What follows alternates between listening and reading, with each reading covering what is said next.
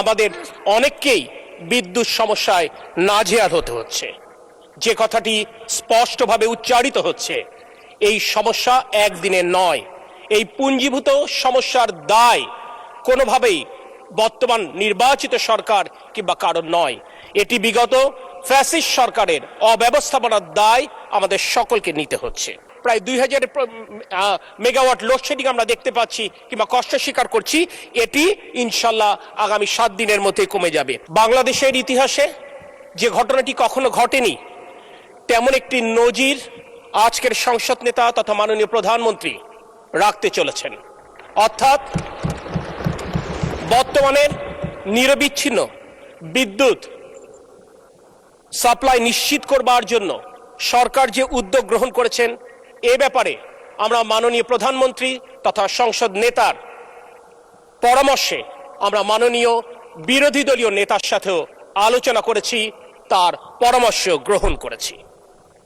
স্বীকার করতে কোনো দ্বিধা নেই, এই উত্তপ্ত গরমে গ্রীষ্মে আমাদের অনেককেই বিদ্যুৎ সমস্যায় নাজেহাল হতে হচ্ছে।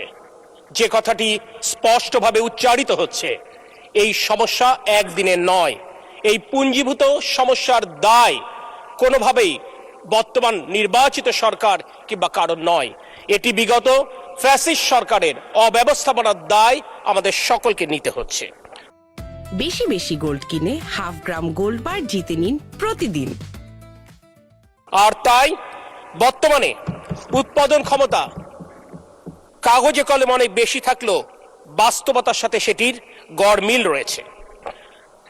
গতকাল বিদ্যুতের সর্বোচ্চ যে চাহিদা ছিল, সেই চাহিদার প্রায় 16,000 মেগাওয়াট।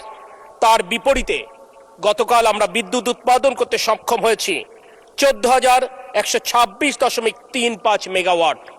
অর্থাৎ আমাদেরকে 2086 মেগাওয়াট লোডশেডিং করতে বাধ্য হতে হয়েছে।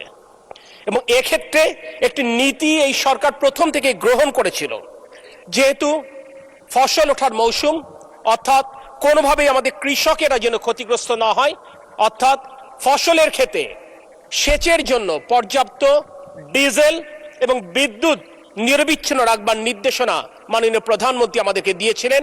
আমরা সেটি নিশ্চিত করবার জন্য আমরা চেষ্টা করে যাচ্ছি। এরপরও দেখা যাচ্ছে পর্যাপ্ত জ্বালানি সরবরাহের অভাবে হয়তো বা কিছু কিছু জায়গায় লোডশেডিং হচ্ছে। এই বিষয়টি সহনীয় মাত্রায় আনবার জন্য মাননীয় প্রধানমন্ত্রীর পরামর্শে এবং বিরোধী দলীয় নেতার সাথে আলোচনা ক্রমে আমরা রাজধানী ঢাকাতে 110 মেগাওয়াট প্রাথমিকভাবে পরীক্ষামূলকভাবে লোডশেডিং করবার সিদ্ধান্ত গ্রহণ করেছি। আমরা মনে করি শহরের মানুষ আরামে থাকবে এবং গ্রামের মানুষ অর্থাৎ খেটে খাওয়া কৃষক কষ্টে থাকবে, এটি কোনোভাবেই কাম্য নয়। কারণ জুলাই অভ্যুত্থানের চেতনা ছিল বৈষম্যহীন বাংলাদেশ।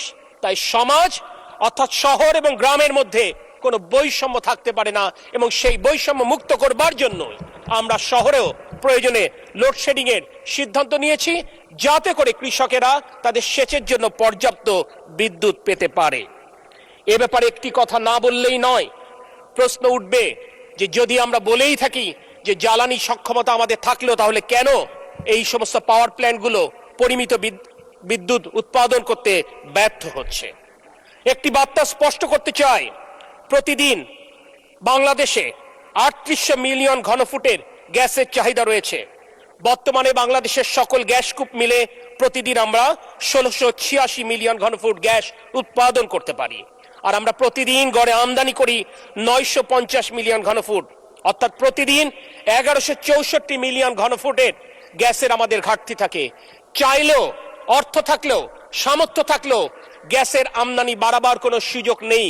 কারণ এর জন্য যে ইনফ্রাস্ট্রাকচার রয়েছে, সেই ইনফ্রাস্ট্রাকচার দ্রুত সম্পন্ন করা সম্ভব নয়।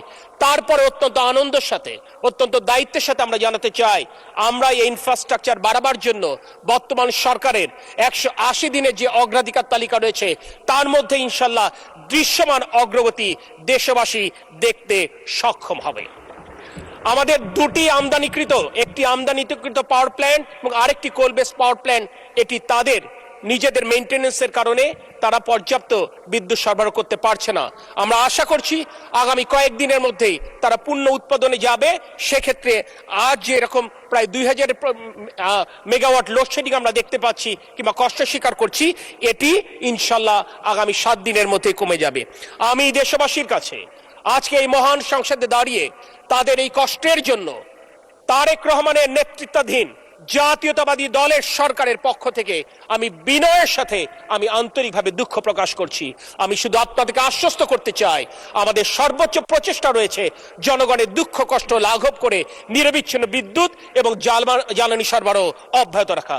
মাননীয় স্পিকার, আপনাকে ধন্যবাদ।